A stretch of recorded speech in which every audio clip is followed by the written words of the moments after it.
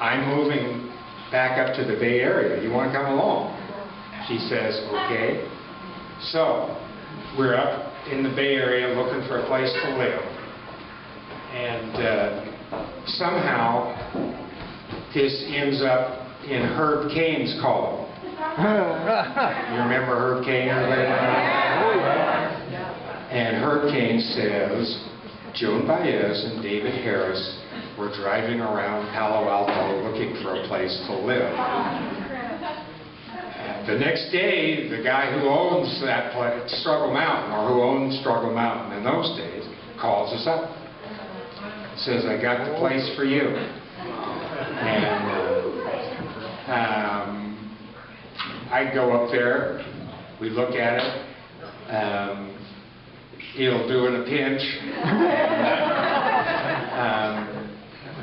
But of course it wasn't up to Joan's standards. So that's how you guys got that great stone tub. We got to fix this place up. Right. There we go. And that's where the stone tub came from, and that's how Struggle Mountain started. So I guess I was kind of the neighborhood buster, you know, the guy that sent in to buy the first house before you did. So, yeah. So it's all your fault. I can't remember whether it was Joan or I who named it Struggle. I think Joan had named it Struggle. Maybe it was done in some kind of consultation, but my Alzheimer's has long since kicked in. We won't hold you to it. So now comes the land out of Struggle Mountain. At that, you got to put yourself back in 1969. I'm about a month from going to the joint. My wife's pregnant. I'm finishing a book and moving the Institute for the Study of Nonviolence up from Carmel Valley to Civilization. And one of the guys I got involved in with, if it was getting involved in the Institute at that time, was Lee Swenson, who I knew because he had been when I lived in the commune in East Palo Alto. He was one of our neighbors.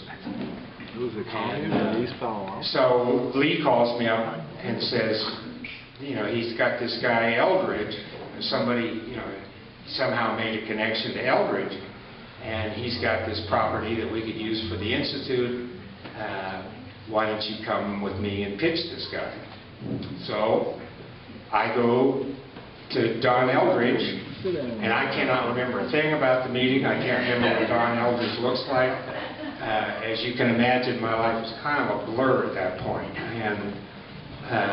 And on top of that, 1969, when everything was going crazy. And it was a period of time when I was thinking, well, this is a great time to go to jail.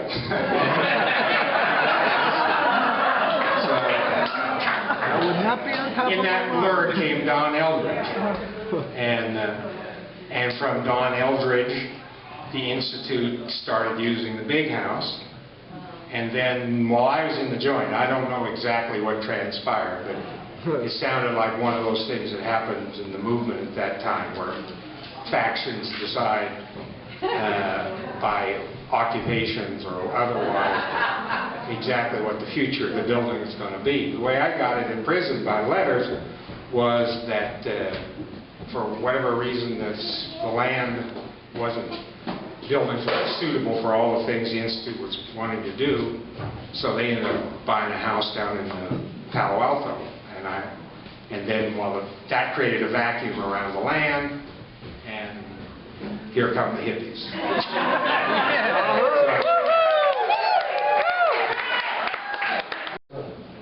To Don Eldridge, yes, who committed an act of incredible generosity and tolerance for a guy who was an engineer from Silicon Valley who happened to have a couple good patents that ran for a while.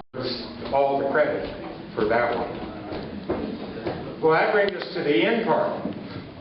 which begins with Don Eldridge losing money. And it's 77, wasn't that about right? 1977? Yeah. And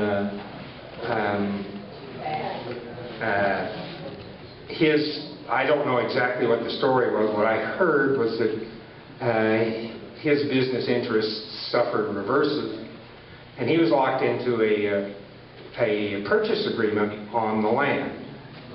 In the terms of that purchase agreement, he was to make regular payments to the Burns family, from whom he bought it, and gradually title was supposed to be handed over to pieces of the entire acreage to Eldridge. And but Palo Alto changed the zoning, and that meant that Eldridge was continuing to pay assessments at one rate, which was for the pre-zoning change, while being zoned down in it. So he didn't want to pay the extra money. He got in a dispute with Palo Alto. He said, "Fuck you, I'm not paying you anything." Money's a little tight for him by that point anyway. Burns sues Eldridge and loses. Well, Eldridge first. Yeah. And, excuse me, and Eldridge loses. Yeah.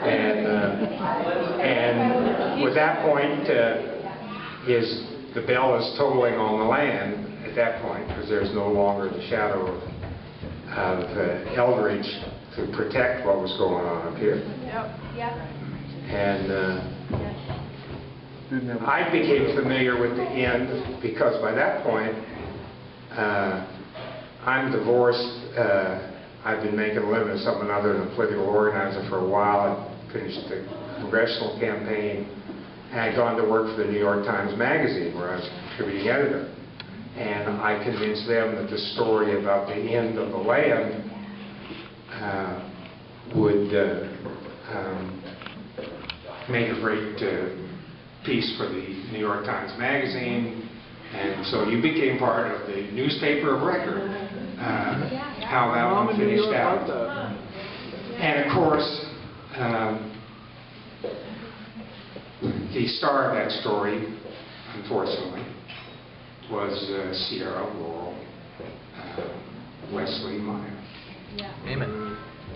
And whose fate somehow matched the fate of this community that had nurtured her, and that kind of the larger end had its small picture, and the small picture was 2 years old in an intensive care ward down at Stanford Hospital. And so for the end piece, here's to Sierra. Yeah. Right on. Sierra.